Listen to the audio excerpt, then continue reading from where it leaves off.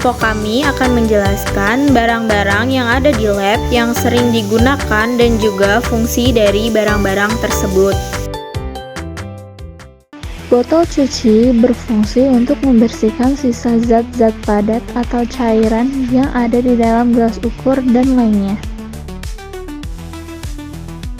Gelas ukur berfungsi untuk mengukur volume larutan.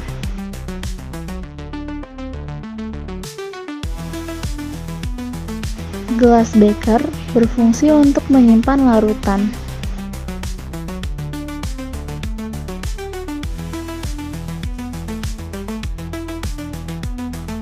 Erlenmeyer berfungsi untuk mencampurkan larutan. Tabung reaksi berfungsi untuk mereaksikan dua larutan dalam skala kecil. Labu ukur berfungsi untuk mengencerkan larutan dengan ketelitian tinggi.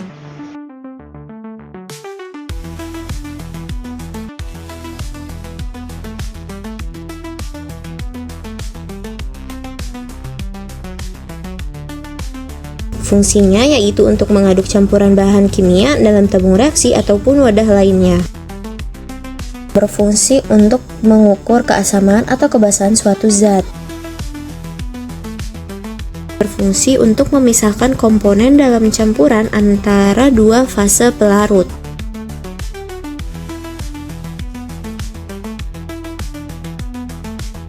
Di sini ada buret yang berfungsi untuk mengambil larutan dan mengukur volume larutan dengan ketelitian tinggi. Lalu ada kerannya di sini.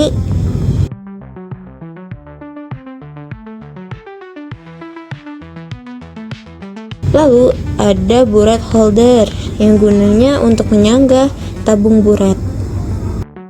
Ini namanya corong. Biasanya ditaruh kertas saring yang berfungsi untuk menyaring suatu zat padat dalam larutan.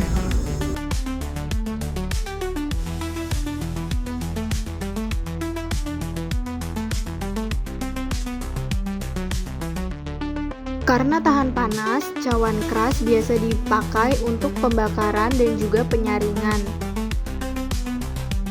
Kertas ini berfungsi untuk mengukur suatu pH dalam larutan. Kaca arloji berfungsi untuk alas menimbang sampel padat. Pipet volume 10 ml atau pipet gondok digunakan untuk mengukur dan memindahkan cairan dengan ukuran yang tepat. Api yang digunakan selama pembakaran diperoleh dari Bunsen spiritus. Sama seperti Bunsen, tetapi sumber api diperoleh dari gas bukan cairan spiritus.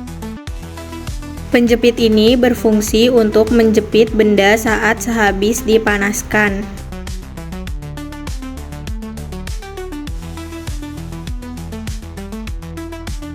Kasa asbes digunakan sebagai alas dan kaki tiga digunakan sebagai penopang peralatan selama proses pembakaran terjadi.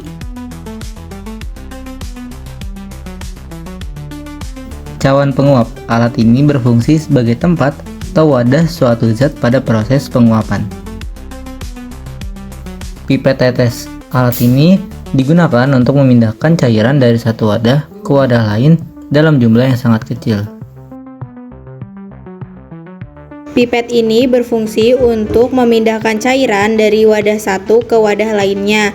Terdiri dari beberapa ukuran. Ada yang 5 mili dan ada yang 10 mili dan masih banyak lagi. Rubber bulb. Alat ini memiliki 3 katup.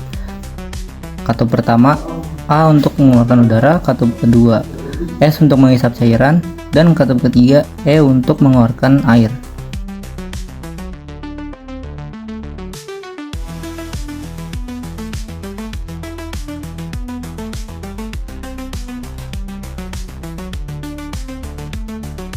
Mikropipet. Nah, ini ada mikropipet yang berfungsi untuk mengukur larutan atau mengambil larutan dalam skala kecil seperti 1 sampai 10 mikroliter. Dan berikut cara penggunaannya. Setelah memasang tip, jangan lupa untuk mengukur berapa mikroliter yang akan diambil. Jika pemutar ke arah atas, dia akan mengecil, dan jika dia berarah ke bawah, dia akan menaik. Dan di sini saya akan mengambil dengan ukuran 60 mikroliter. Setelah diukur, akan mengambil berapa ukuran urutannya. Berikut cara pemegangan mikropipet. Dapat dilihat dari video berikut. Jari jangan sampai menutupi layar larutan mikropipet ini. Lalu kita mengambil dalam fase 1 dan mengeluarkannya pada fase 2.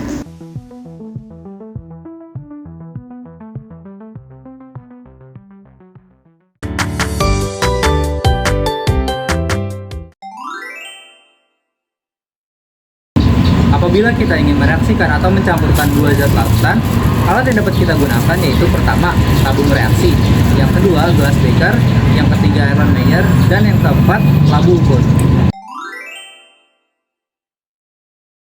Gelas beker atau gelas kimia terdiri dari beberapa ukuran, mulai dari yang paling kecil ada 5 mili, 10 mili, 20 mili, dan 50 mili, 100 mili, sampai yang paling besar pun ada.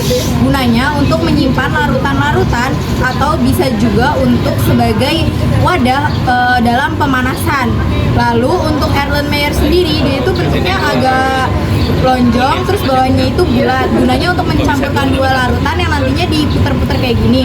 Contoh penggunaannya sendiri pada titrasi asam basa. Tabung reaksi adalah silinder tipis kaca yang biasanya memiliki dasar bulat yang digunakan untuk memanaskan, mencampurkan cairan, serta melakukan reaksi kimia sederhana.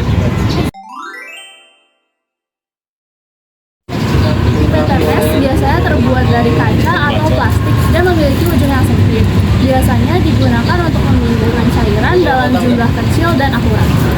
Saya akan menjelaskan volume pipet dan mikropipet. Yang pertama yaitu volume pipet. Volume pipet memiliki skala ukuran mililiter yang sudah tidak bisa diubah, seperti 10 ml, 20 ml, dan 25 ml.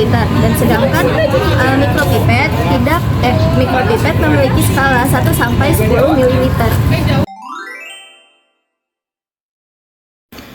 Alat yang kita gunakan yaitu pipet volume 5 ml.